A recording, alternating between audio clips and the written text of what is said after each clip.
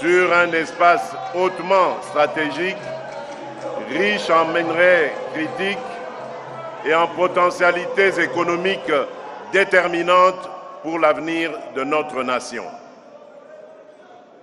Face à cette agression, notre légitime riposte a été à la fois militaire, institutionnelle et diplomatique. Sur le terrain, les forces armées de la République démocratique du Congo, appuyées par la police nationale, les services de sécurité ainsi que les patriotes Wazalendo, ont opposé une résistance farouche à l'agresseur ainsi qu'à ses supplétifs. Elles ont contenu plusieurs offensives majeures de l'ennemi, stabilisé des axes vitaux, sécurisé des agglomérations stratégiques et protégé des corridors humanitaires.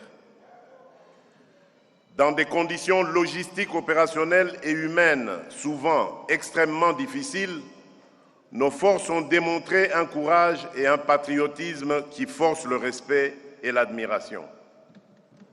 Permettez-moi, avant de poursuivre, de m'incliner avec vous devant la mémoire de toutes les victimes des conflits et des violences qui ont encore cette année endeuillé nos familles, particulièrement à l'est de la République. À leurs proches, j'exprime au nom de la nation tout entière notre compassion la plus profonde. À celles et ceux qui portent encore les stigmates de ces drames, blessés, déplacés, populations contraintes à la peur et à l'errance, je veux dire, votre souffrance ne nous est ni étrangère ni indifférente. L'État est et restera à vos côtés. Je tiens dans le même élan à saluer avec respect et reconnaissance nos forces de défense et de sécurité, ainsi que les patriotes Wazalendo qui, au prix de sacrifices considérables, veillent sur nos frontières et protègent nos communautés. Par leur bravoure, ils incarnent au quotidien la résistance de notre peuple. La République leur est redevable et l'histoire retiendra leur nom et leur engagement.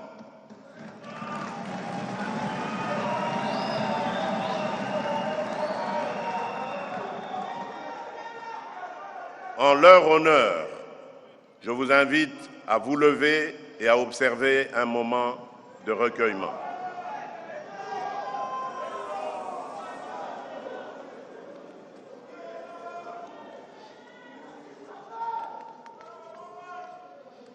Je vous remercie.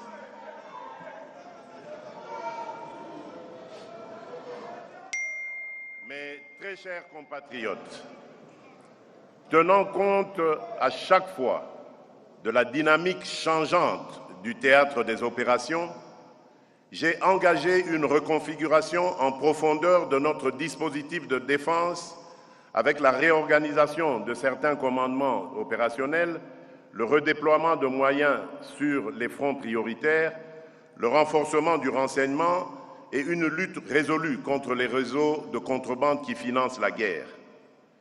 Ces efforts s'accompagnent d'une réforme structurelle du secteur de la sécurité destinée à professionnaliser davantage l'armée, améliorer la condition du soldat, renforcer la discipline et prévenir toute forme d'abus contre les civils.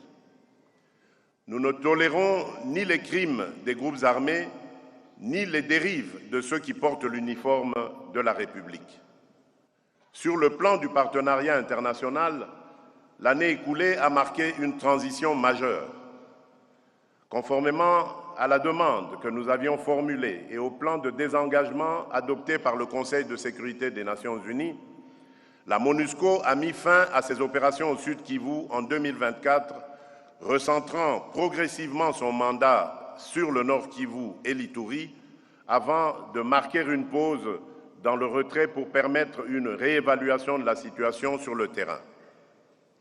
Parallèlement, la mission de la Communauté de développement de l'Afrique australe, la SADC, en République démocratique du Congo, déployée à la fin de l'année 2023 pour appuyer la stabilisation de l'Est, a achevé son mandat en mars 2025, confirmant, s'il en était besoin, que nul dispositif externe ne peut se substituer durablement à la responsabilité première de l'État congolais dans la protection de son territoire et de sa population. Ces évolutions ne traduisent aucun repli sur soi. Elles marquent plutôt un choix assumé, celui de passer d'une logique d'assistance sans horizon à une souveraineté renforcée, en consolidant nos capacités nationales et en coopérant avec nos partenaires dans le plein respect de notre Constitution et de nos lois. Sur le front diplomatique, la République démocratique du Congo n'a cessé de porter avec constance la vérité de ce qui se passe à l'est de notre pays. Cette démarche a trouvé un écho favorable au sein de l'Union africaine.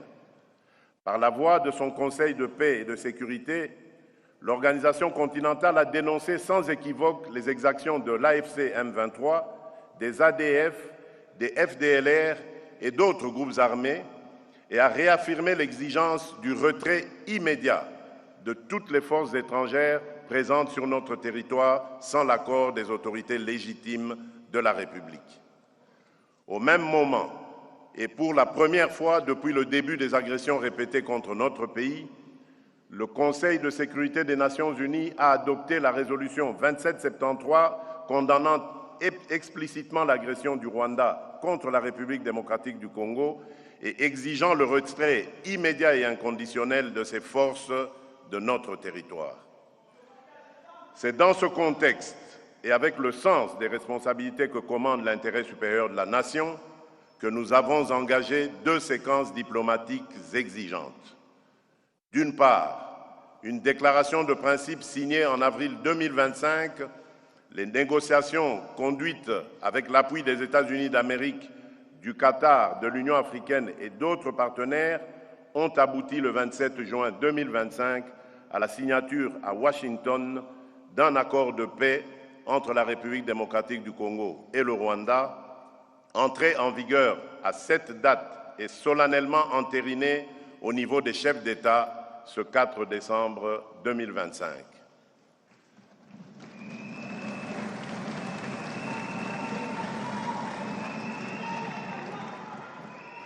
Adossé à la résolution 2773, cet accord entérine le retrait des troupes rwandaises de notre territoire, le démantèlement des groupes armés étrangers, y compris les FDLR, la mise en place d'un mécanisme conjoint de sécurité chargé de superviser l'exécution, ainsi qu'un cadre d'intégration économique régionale qui ne saurait être mis en application qu'à la condition sine qua non que la sécurité et la souveraineté de la République démocratique du Congo soient pleinement garanties.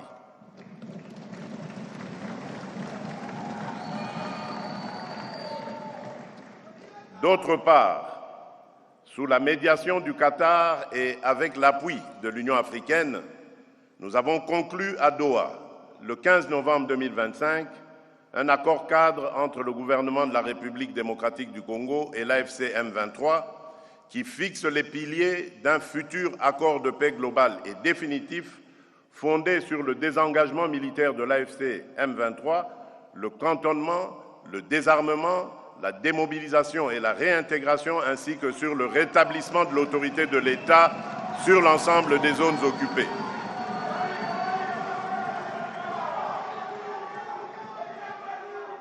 Permettez-moi d'être parfaitement clair.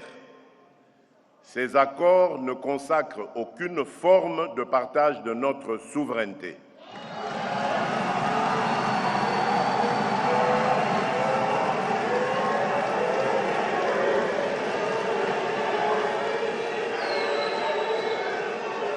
Je disais, permettez-moi d'être parfaitement clair, ces accords ne consacrent aucune forme de partage de notre souveraineté.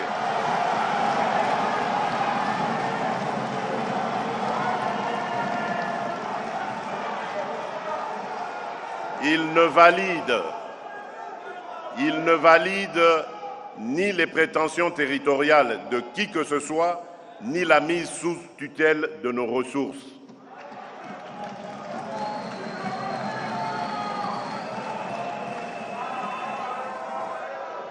Il ne saurait non plus être interprété comme une amnistie déguisée des crimes perpétrés contre notre peuple.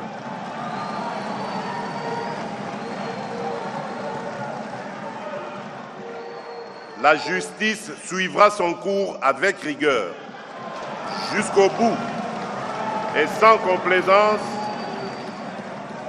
afin d'honorer la mémoire de celles et ceux injustement tombés du fait de cette agression.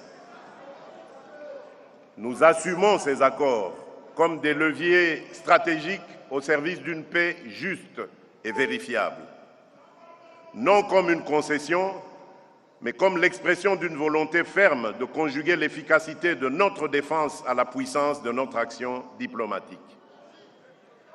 4 priorités s'imposent désormais à notre action. 1. Obtenir le retrait total et vérifiable de toute force armée étrangère opérant sur notre territoire,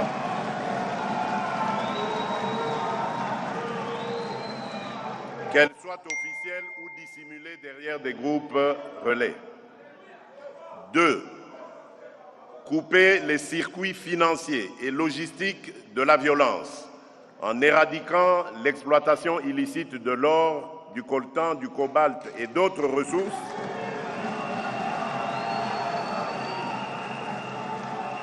ainsi que la contrebande qui alimente ces réseaux. 3. Assurer la protection effective des civils, en particulier des femmes et des enfants, et garantir l'accès humanitaire aux zones affectées.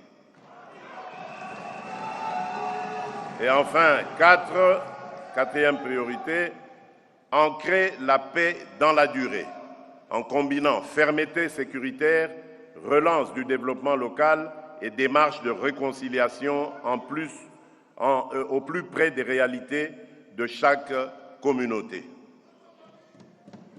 Malgré notre bonne foi,